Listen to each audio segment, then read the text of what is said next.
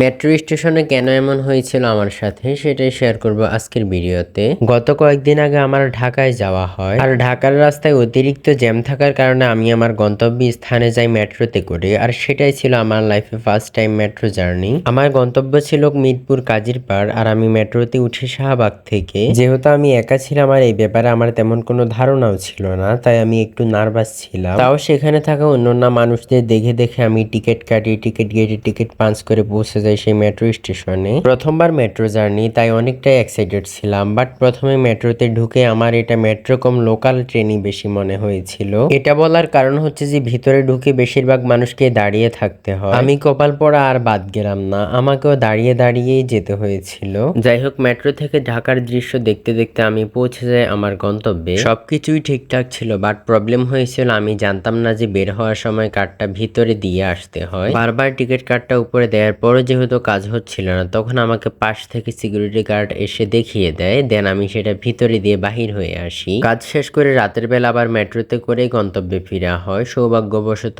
আসার সময় বসার জন্য সিট পেলাম। আমার কাছে মনে হয়েছিল এটা আমার জন্য অনেক বড় একটা অ্যাচিভমেন্ট। কারণ ভাই, মেট্রোর ভিতরে এত পরিমাণ জ্যাম থাকে যে মেট্রোর সিটে বসতে পারা মানে অনেক বড় কিছু পেয়ে যাওয়ার সমান।